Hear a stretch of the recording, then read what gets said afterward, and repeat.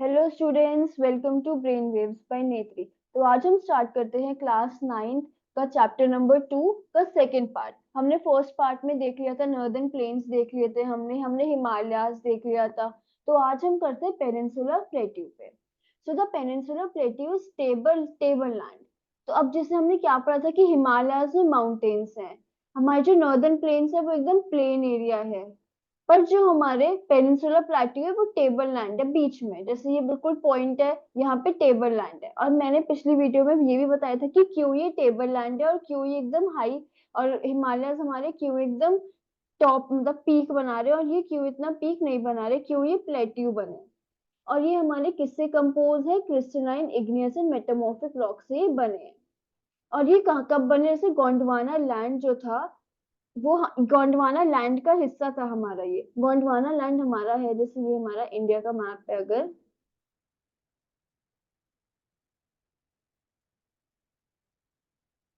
तो ये वाला जो हिस्सा है वो गोंडवाना पार्ट का, गोंडवाना लैंड का हिस्सा था, और यही हमारा पेनिनसुलर इंडिया का हिस्सा बनाता है। The plateau has the broad and shallow valleys and rounded hills. यहाँ पे राउंडेड हिल्स है, मतलब छोटे छोटे, और ब्रॉड एंड शैलो मतलब ब्रॉड लंबी सी और छोटी सी। जैसे हम अगर हम हिमालयस की वैली देखें तो लंबी सी है वो पीक, और ऊपर भी माउंटेन्स हमारे एकदम ऐसे वो हैं। वैलीज भी हमारी बहुत ज्यादा लंबी भी है और बहुत ज्यादा पीक भी है। बट हमारे ये ब्रॉड है, बहुत ज्यादा ब्रॉड है, और शैलो भी है, मीन्स कम डेप्थ इनकी बहुत कम है। The plateau consists of two broad divisions, Central Highlands and Deccan Plateau। तो दो है हमारे, सेंट्रल हाईलैंड्स है और दो दूसरा हमारा डेक्कन प्लेट्यू है। The part of the peninsular plateau lies to the north of Narmada river, covering a major area of the Malwa plateau. तो हमारे जो सेंट्रल प्लेन्स हैं वो कहाँ पे? जैसे अगर मैं नर्मदा रिवर, आप लोगों को पता होगा कि कहाँ से, यहाँ से नर्मदा रिवर, हमारी नर्मदा रिवर ऐसे जाती है। हम्म। ये हमारी नर्मदा रिवर, तो इसके जो ऊपर वाला हिस्सा है इसको हम कहते हैं, ये हमारा सेंट्रल हाईलैंड्स है। यहाँ पे बहुत ज्यादा प्लेट्यू हमारे लाई करते हैं, जैसे मालवा प्लेट्यू हो गया, मालदा प्लेट्यू भी यहीं पे ही है, फिर हमारा सतपुरा रेंजेस, फिर हमारे इसको हम कहते हैं central highlands. The Vindhyan range is bounded by Satpura in the south and Aravallis in the north west. तो अगर हम ऐसे बनाए तो हमारा अरावलीज, सतपुरा, विंध्या, तो विंध्या रेंजेस हमारी ऊपर को है, सतपुरा नीचे, बीच में हमारी रिवर कौन सी जाती है? नर्मदा रिवर हमारे इसके बीच में से जाती है। ऊपर विंध्या, नीचे सतपुरा। अरावली रेंजेस हमारी यहाँ पे जाती हैं राजस्थान में, नॉर्थ वेस्ट में। द फर्दर, तो ये पूरा हिस्सा सेंट्रल हाईलैंड्स का बनाते हैं। Now the further westward extension gradually emerges with the, और फिर अगर हम इसके एकदम इधर को जाएंगे तो हमारा राजस्थान शुरू हो जाएगा, मींस डेजर्ट एरिया हमारा शुरू हो जाएगा। The flow of rivers draining this region, namely Chambal, Sindh, Betwa and Ken from southwest to north east direction से indicating the slope। अब आप लोगों को पता है जैसे हमारी गंगा रिवर है, ठीक है, हमारी अगर गंगा रिवर है तो वो कैसे फ्लो करती है? जैसे गंगा रिवर भी हमारी इस तरफ को फ्लो करती है, ब्रह्मपुत्र भी ऐसे आके वो यहाँ पे आ जाती है, यमुना भी ऐसी फ्लो कर रही है हमारी, गंगा यमुना। तो ऐसा क्यों? क्योंकि हमारा जो इंडिया है वो थोड़ा सा टिल्ट है इस तरफ को।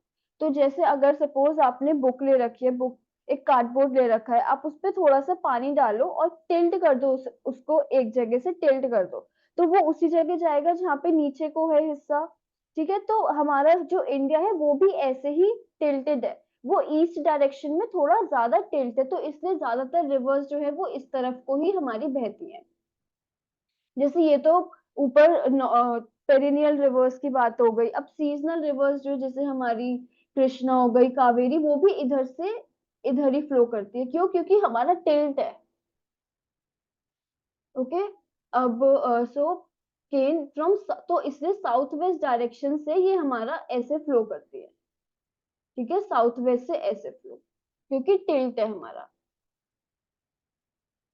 Now thus indicating the slope, the central highlands are wider in the west but narrower in the east। West में हमारे सेंट्रल हाईलैंड्स बहुत ज्यादा ब्रॉड है पर हमारे ईस्ट में जैसे जैसे हम ईस्ट डायरेक्शन में जाएंगे वैसे वैसे वो थोड़े कम ब्रॉड या नैरो हो जाते हैं। नाउ जो हमारे ईस्टवर्ड एक्सटेंशन है प्लेट्यू को, उनको हम कहते हैं बुंदेलखंड एंड बागेलखंड। जैसे मैंने आपको बताया यहाँ पे हमारे कौन से, जैसे मालवा प्लेट्यू हो गया, मालदा प्लेट्यू हो गया, फिर हमारे अरावली रेंजेस हो गए, ये सारे। और थोड़ा अगर हम ईस्ट में आएंगे तो यहाँ पे बुंदेलखंड आता है, बागेलखंड आता है। तो छोटा नागपुर प्लेट्यू आपने सुना होगा, छोटा नागपुर प्लेट्यू कहाँ पे, यहाँ पे है झारखंड में। यहाँ पे हमारा Chota Nagpur plateau marks the eastward direction drain by Damodar river, यहाँ से दामोदर रिवर फ्लो करती है। Now the Deccan plateau is triangular landmass that lies to the south of Narmada River. The Satpura range flanks its broad base in the north, while the Mahadev, the Kemur, and the Maikal form the eastern extensions. Locate these hills. तो अब हमारे map में दे रखे होंगे ये सारे ranges.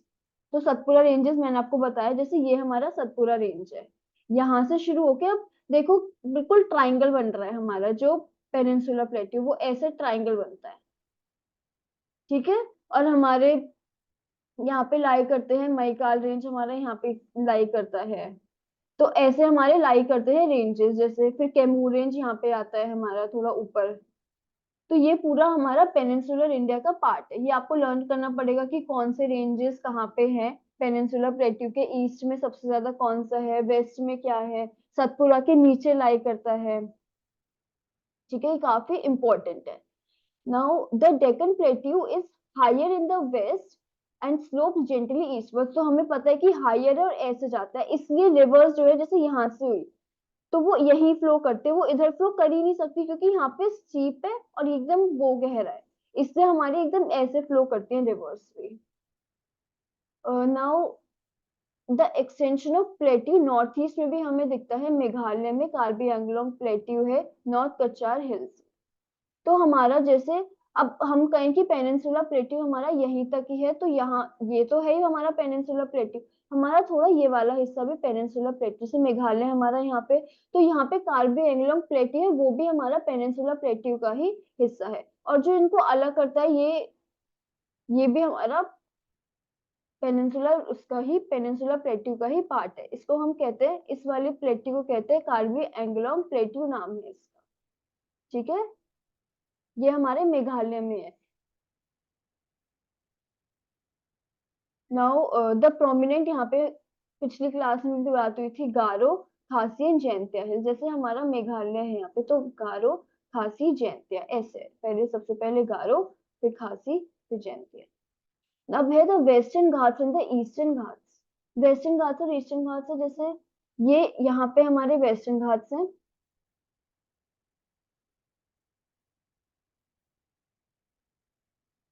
इस range में वेस्ट, ये वेस्ट डायरेक्शन है हमारी, ये हमारी ईस्ट डायरेक्शन है। तो यहाँ पे हमारे वेस्टर्न घाट्स है और यहाँ पे हमारे ईस्टर्न घाट्स। थोड़ा मोटा बन गया है, लेट मी ड्रॉ अगेन। जैसे ऐसे, तो इस तरफ हमारे वेस्टर्न घाट्स होते हैं और इस तरफ हमारे ईस्टर्न घाट्स, ईस्ट की डायरेक्शन में ईस्टर्न घाट्स, वेस्ट की डायरेक्शन में western. Now mark the western and the eastern edges of the Deccan plateau. तो डेक्कन प्लेट्यू का ही हिस्सा है, तो ये वेस्टर्न घाट्स हमारे वेस्टर्न एजेस हैं और ईस्टर्न घाट्स हमारे ईस्टर्न एजेस हैं। Now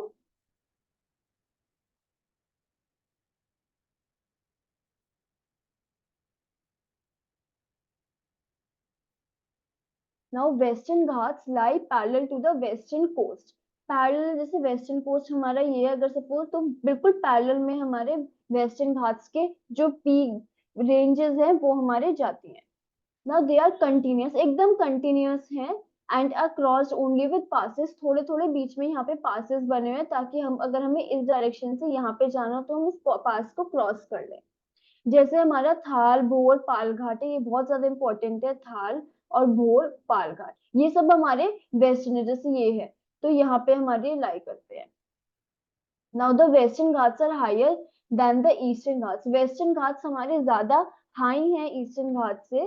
the average elevation is 900 to 1600 meters as against 600 meters of Western Eastern Ghats. तो हमारे जो वेस्टर्न, अब मैंने इसका भी आप एक टेबल बना लो, वेस्टर्न घाट्स ईस्टर्न घाट्स की क्या क्या डिफरेंसेस है, बहुत इजीली लर्न हो जाएंगे। फर्स्ट हमने क्या पढ़ा कि वेस्टर्न घाट्स जो है वो कंटिन्यूअस है, पर ईस्टर्न घाट्स इतने कंटिन्यूअस नहीं है। सेकंड, वेस्टर्न घाट्स बहुत ज्यादा हाई है कंपैरिजन टू ईस्टर्न घाट्स। और कितनी उनकी एवरेज एलिवेशन मींस कितना उनका एवरेज एल्टीट्यूड है, which is 900 to 1600 Western Ghats का है, और ऐसी ईस्टर्न घाट्स का अप्रोक्स 600 meters का हाइट है उनकी। Now the eastern Ghats stretched from Mahanadi Valley to the Nilgiris in the south। तो हमारा महानदी वैली से, जहाँ पे महानदी हमारी मतलब ड्रेन करती है ओशियन में, इसे नीलगिरिस तक ये हमारा साउथ तक लाई करता है। अब हम क्या कहा था हमने, वेस्टर्न घाट्स जो है वो क्या है, कंटिन्यूअस है, बट ईस्टर्न घाट्स हमारे डिसकंटिन्यूअस है, मीन्स बीच बीच में गैप है। जैसे हमारे, जैसे ये है, बीच बीच में हमारे गैप आ जाते हैं ईस्टर्न घाट्स में, जैसे अगर डायग्राम में भी दिखा रखा है ये।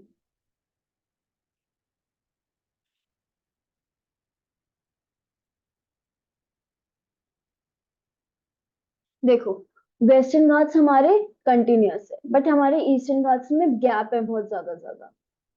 तो यही चीज है कि हमारे वेस्टर्न घाट्स कंटिन्यूअस है, बट हमारे ईस्टर्न घाट्स में गैप्स हैं, डिसकंटिन्यूअस, और इसलिए बहुत ज्यादा गैप है, तो बे ऑफ बंगाल में इन गैप से ही रिवर्स के पानी ड्रेन करते हैं अपना बे ऑफ बंगाल में। The Western Ghats cause orographic rain by facing the rain bearing moist winds to arise along the western slopes of the ghats। अब ये थोड़ा ना टिपिकल रहेगा समझने के लिए, पर फिर भी मैं बहुत ट्राई करूंगी कि आप लोग को अच्छे समझ में आ जाए। जैसे ये है हमारा, यहाँ पे बहुत ज्यादा हिल्स है, यहाँ पे हिल्स है। सबसे पहले हम समझते हैं कि ओरोग्राफिक रेन क्या होती है। ओरोग्राफिक रेन होती है जैसे यहाँ से ऊपर इवेपोरेट होता है पानी, अगर ऊपर जाता है क्लाउड, क्लाउड इवेपोरेट ऊपर गया, तो क्या हुआ, जैसे जैसे वो ऊपर जाएगा वैसे वैसे वो क्या होगा, गर्म होगा ठंडा होगा, वो ठंडा होगा। ठीक है। अब ओरोग्राफिक रेन जैसे ही वो ऊपर जाता है, बादल हमारा वो क्या होने लग जाता है, ठंडा और बहुत भारी हो जाता है, इसलिए बारिश होनी शुरू हो जाती है। ठीक है।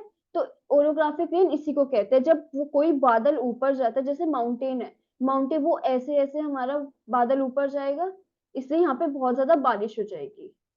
ठीक है, क्योंकि वो जैसे जैसे ऊपर जाएगा वैसे वैसे वो ठंडा होता जा रहा है, और जैसे ही ठंडा होगा वो बहुत ज्यादा भारी हो जाएगा, भारी हो जाएगा, तो वो चाहेगा कि थोड़ा वेट कम हो, तो वेट कम करने के लिए वो क्या करेगा, बारिश होनी शुरू हो जाएगी, और फिर जैसे जैसे वो नीचे आएगा वो फिर गर्म हो जाएगा। तो इस साइड, जो वेस्टर्न घाट्स के इस साइड बहुत ज्यादा बारिश होती है, जैसे पहाड़ है, जैसे हमारा ये है यहाँ पे, जैसे ये है यहाँ पे ऐसे वेस्टर्न घाट से, तो या इस साइड तो बहुत ज्यादा बारिश होती है, और इस साइड इतनी बारिश नहीं होती, क्योंकि यहाँ पे ही वो सारा अपना पानी दे चुका, और यहाँ पे पानी है नहीं अब वो जैसे। ठीक है, तो इसको कहते हैं ओरोग्राफिक रेन। और जब बहुत ज्यादा यहाँ पे ओरोग्राफिक रेन होती है, क्योंकि मानसून आता है हमारा, मानसून विंड्स आते हैं, तो इसलिए वो बहुत ज्यादा, अब ओशंस के ऊपर से आ रही है विंड्स, तो क्या लाएंगे, वो बहुत ज्यादा पानी लाएंगे अपने साथ, और जैसे ही वो बादल पहाड़ है तो वो ऊपर चढ़ना शुरू करेंगे, ठंडे हो जाएंगे, अपना वेट ठंडे हो जाएंगे, तो वो चाहेंगे कि मैं अपना लूज करूं, भारी हो जाएंगे तो वो लूज करना चाहेंगे, तो वो बारिश करेंगे। ठीक है। Now by facing the rain-bearing moist clouds rise on the western slopes of the Ghats। Now the Western Ghats are known by the different local names से हम इनको बुलाते हैं। The height of the Western Ghats progressively increases from north to south। जैसे हम north से south की तरफ जाएंगे वैसे वैसे सपोज छोटे हैं, फिर यहाँ बड़े बड़े हो जाएंगे थोड़े से कंपैरिजन में, तो साउथ में हमारे ज्यादा हाइट है कंपैरिजन टू नॉर्थ में। और जैसे कौन कौन से हिल्स हैं, कौन कौन से पीक्स जो इम्पोर्टेंट है, अनाईमुड़ी, दोदा बेटा, Mahendragiri hills is the highest peak in the Eastern Ghats. Mahendragiri हमारा ईस्टर्न घाट्स में और सबसे हाईएस्ट पीक है ये। ऐसे ही जो हमारे वेस्टर्न घाट्स में हाईएस्ट पीक हमारा अनाईमुड़ी है। Now Shevaroy hills and Javadi hills are located in south east.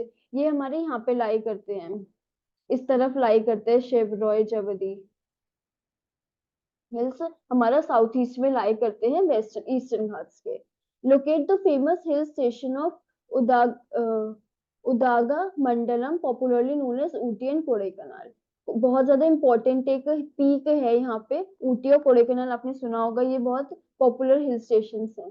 Now one of the distinct features of the peninsular plateau is black soil area which is known as Deccan trap. अब हमने क्या पढ़ा था, northern plains में कौन सी एकदम मिट्टी होती है जो बहुत ज्यादा फर्टाइल होती है फॉर द एग्रीकल्चर, हमने पढ़ा था एलुवियल सॉइल। बट हमारे ये जो डेक्कन प्लेन्स हैं, डेक्कन ट्रैप है, ये नीचे पेनिनसुलर इंडिया में कौन सी हमारी मिट्टी होती है, ज्यादातर ब्लैक सॉइल। ये ब्लैक सॉइल ब्लैक क्यों होती है, क्योंकि ये जो जैसे वोल्केनो फटा, वोल्केनो हमारा तो ये जैसे हमारा वोल्केनो है यहाँ पे, ये हमारा फटा, तो आसपास ये यहीं पे ही फैलेगा, जब जैसे यहाँ पे बह बहा ये, तो यहाँ पे ये आसपास आ गया हमारा, तो ये इसलिए काली होती है मिट्टी, क्योंकि वोल्केनो से निकलती है। रॉक्स इग्नियस होते हैं, रॉक्स एकदम हार्ड होते हैं।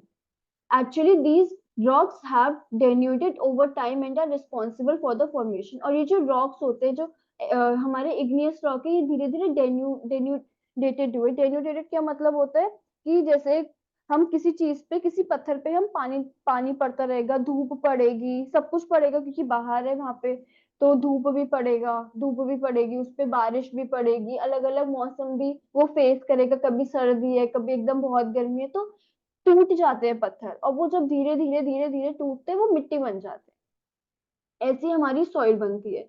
तो इसलिए ब्लैक कलर के होते हैं, क्योंकि इग्नियस रॉक से टूट टूट के बनते हैं, समझो।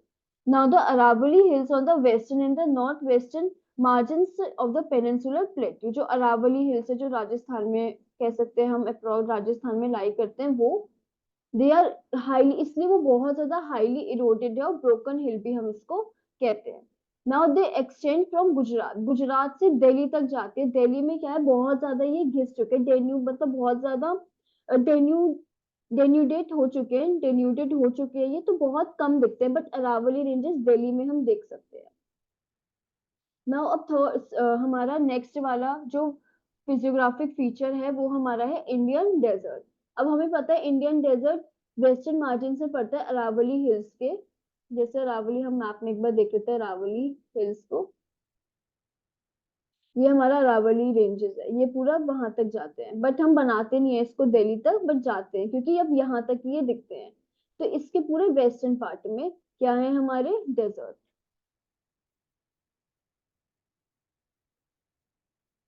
ठीक है, तो अरावली के वेस्टर्न मार्जिन में हमारे डेजर्ट है। ये अनड्यूलेटिंग सैंडीज, अब पता है सैंड होता है डेजर्ट में, जो सैंड ड्यून्स भी होते हैं यहाँ पे, और यहाँ पे बहुत क्यों बनती है एकदम सूखी हुई सैंड की, क्योंकि रेनफॉल बहुत कम है, बहुत ज्यादा कम रेनफॉल होते हैं यहाँ पे, 150 mm per year. It has arid climate with low vegetation cover, और अब ऐसी एकदम सूखी सी मिट्टी है, बारिश हो नहीं रही है, तो हम कैसे एग्रीकल्चर कैसे होगा, इसलिए यहाँ पे वेजिटेशन भी कम होती है। Streams appear during rainy season soon after they disappear into the sand।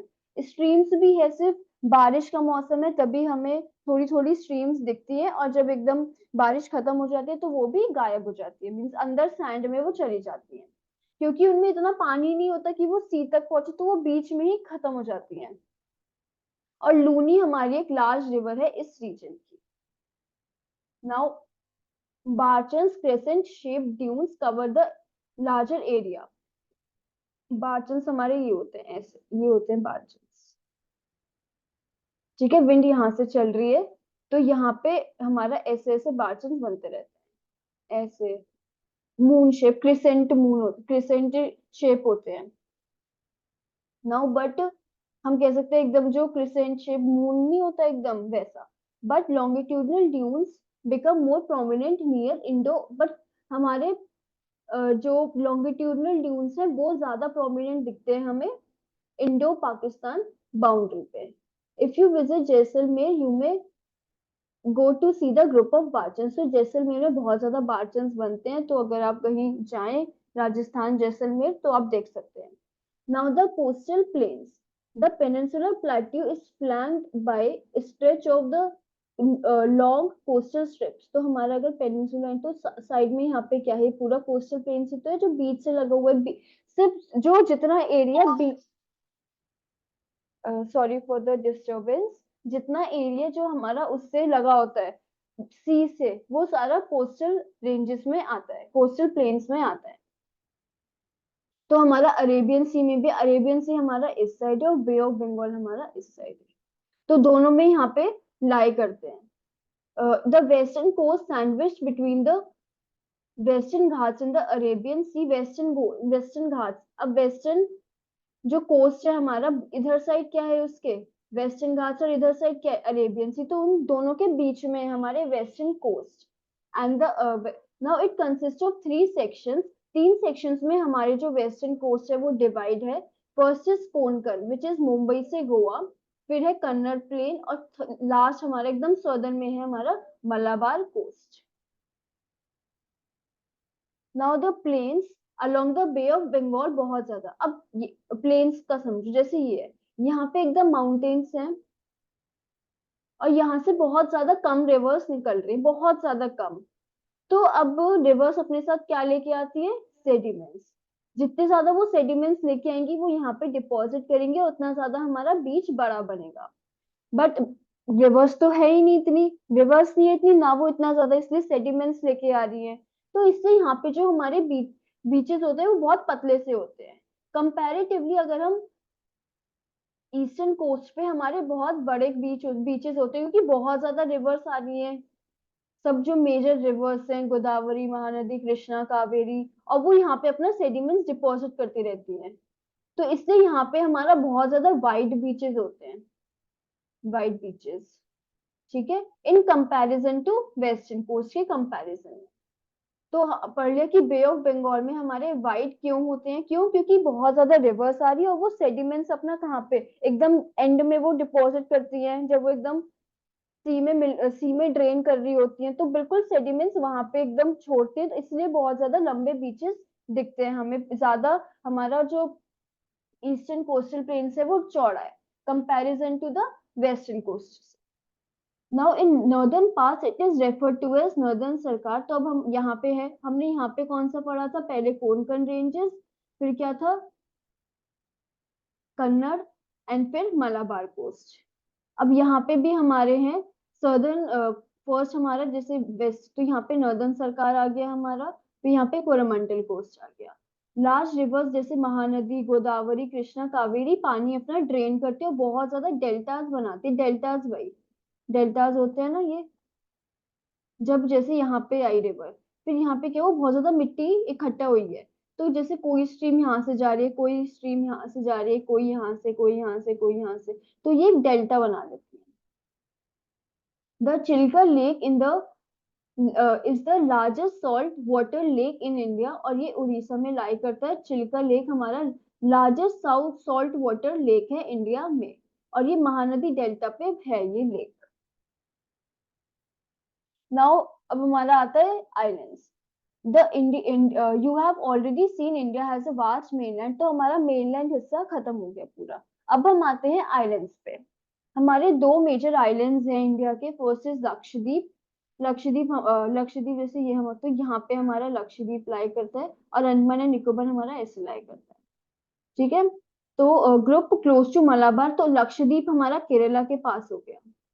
This group of islands is composed of small coral islands. Earlier they were known as Laccadive, Minicoy and Amendive. पहले इसको किसी और नाम से बुलाते थे, but अब इसका नाम लक्षद्वीप रख दिया। इन सारे जो छोटे छोटे आइलैंड्स हैं उन सबको एक करके बता दिया कि ये लक्षद्वीप आइलैंड है। In 1973 these are named as Lakshadweep. 1973 में इनका नाम लक्षद्वीप रख दिया। Now it covers a small area of 32 square kilometer, एकदम छोटा सा ये आइलैंड है। Kavaratti Island is the administrative headquarters of the Lakshadweep. अब एडमिनिस्ट्रेटिव हेडक्वार्टर्स कहाँ पे है लक्षद्वीप का, जहाँ से सब कुछ एडमिनिस्ट्रेशन रहता है, वह सब कुछ देखता है कि कैसे क्या हो रहा है, तो वो है Kavaratti island. Now the island group has a wide diversity of flora and fauna. The Pitti Island is uninhabited, has a bird sanctuary. तो यहाँ पे बर्ड सेंचुरी भी है, बहुत ज्यादा फ्लोरा, बहुत ज्यादा पेड़ पौधे सब कुछ है, और यहाँ पे फौना भी, बहुत ज्यादा एनिमल्स भी मिल जाएंगे। ना अब इन जैसे इन्होंने कहा कि जो लक्षद्वीप है वो कोरल आइलैंड है, तो कोरल होता क्या है, कोरल कुछ नहीं, एक छोटे कोरल पॉलिप्स एक माइक्रो ऑर्गेनिजम्स होते हैं, एक छोटे से ऑर्गेनिजम्स होते हैं, आपने देखा होगा कलरफुल। जैसे कभी किसी ओशन में गए नहीं या फिर किसी इमेज देखी होगी तो, अगर अंडर वाटर ओशन की, तो वो देखी होंगे कलरफुल प्लांट्स है। तो बस वही कोरल्स होते हैं, और वो कैसे बनते हैं, डिफरेंट डिफरेंट ऑर्गेनिजम्स होते हैं। वो ऑर्गेनिजम्स होते हैं जो कॉलोनीज में रहते हैं। दे फ्लरिश, और वो मतलब उनको सनलाइट भी चाहिए क्योंकि उनको अपना खाना बनाना होता है। तो उनको सब कुछ सनलाइट, तो वो ऊपर ऊपर ही होते हैं ज्यादा। वो अगर हम कहें कि डीप वाटर में हो में नहीं दिखते ज्यादा, तो वो ऊपर शैलो वाटर में ही होते हैं। किससे बने होते हैं वो, कैल्शियम कार्बोनेट से वो एक शेल बना लेते हैं। एक ऑर्गेनिज्म अपने ऊपर एक शेल बना लेता है कैल्शियम कार्बोनेट का, क्यों? क्योंकि वो अपने आप को प्रोटेक्ट कर सके ताकि। ठीक है। तो सबसे बड़ा जो हमारा कोरल है वो है the great barrier reef of Australia, Australia में सबसे बड़ा है। Is good example of coral reefs. Atolls is circular horse shaped coral reef. Atoll होते हैं जैसे ये है, बिल्कुल पानी से ढक गए तो आसपास क्या है, कोरल्स अगर आ गए तो ये बिल्कुल सर्कल शेप होता है, ये ऐसे। तो ये अगर सर्कल शेप है तो ये एटॉल हो जाता है। ठीक है।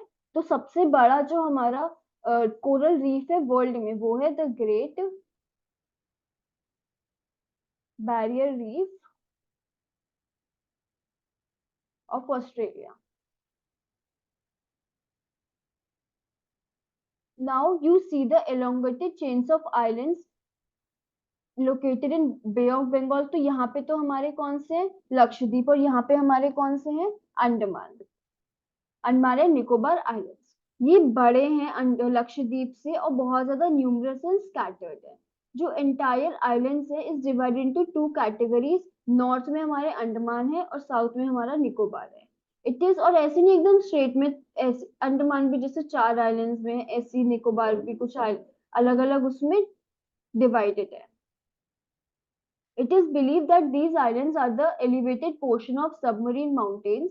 These island groups are of great strategic importance में, क्योंकि अगर सपोज चाइना है, यहाँ पे चाइना हमला करता है तो हमारा, हम यहाँ पे अपनी नेवी आर्मी को कर सकते हैं, यहाँ से शिप्स हमारी जा सकती है, आर्मी को हम यहाँ पे तैनात कर सकते हैं प्रोटेक्ट करने के लिए इंडिया को। तो मेन लैंड में हमें कोई लॉस नहीं होगा, यहाँ पे हम सारी लड़ाई अपनी निपटा लेंगे।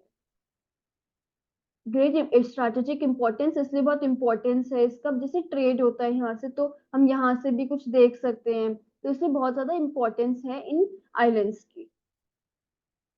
और बहुत ज्यादा फ्लोरा एंड फौना तो होता ही है यहाँ पे आइलैंड्स पे। These islands lie close to the equator, equator के पास है, बहुत ज्यादा इक्वेटर के पास है।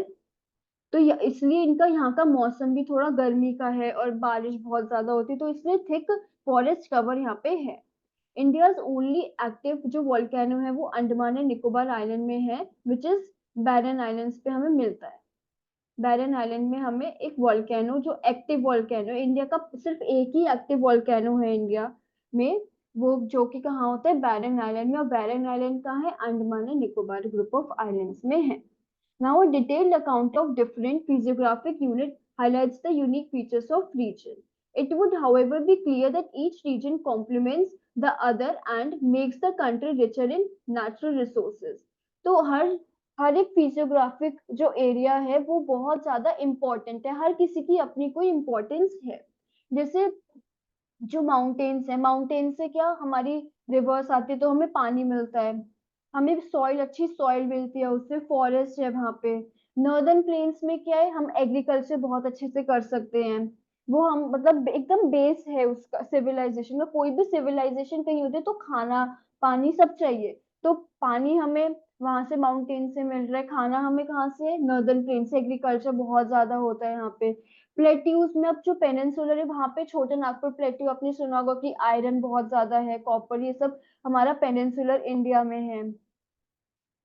पेनिनसुलर प्लेट्यू में ये सब चीजें मिलती हैं, इसलिए यहाँ पे बहुत ज्यादा पेनिनसुलर प्लेट्यू पे बहुत ज्यादा इंडस्ट्रीज भी हैं, क्योंकि क्या इंडस्ट्रीज के लिए मिनरल्स चाहिए और मिनरल्स उनको वहां से मिल रहा है, तो वहां पे वो इंडस्ट्रीज स्टैब्लिश हो रखी हैं। कोस्टल रीजन आइलैंड्स हमें जैसे पोर्ट की सुविधा प्रोवाइड करता है। और सेकंड, हम फिशेस बहुत ज्यादा, हमारी जो इंडिया की पॉपुलेशन है वो फिशेस को फिशेस पे निर्भर है, तो इसलिए फिशेस देती है, पोर्ट एक्टिविटीज होती है। तो हर एक किसी की एक अपनी इम्पोर्टेंस है फिजियोग्राफिक फीचर्स की। And so with this we had completed the chapter. I hope you have all the doubts which is clear, और अगर कोई भी बाकी रिमेनिंग डाउट है तो आप कमेंट सेक्शन में पूछ सकते हैं। प्लीज अगर अच्छा लगे तो कमेंट बॉक्स में डालना, काफी अच्छा लगता है देख के। So thank you. और यस, चैनल को सब्सक्राइब करना मत भूलना, वीडियो को बहुत अच्छे से लाइक करना।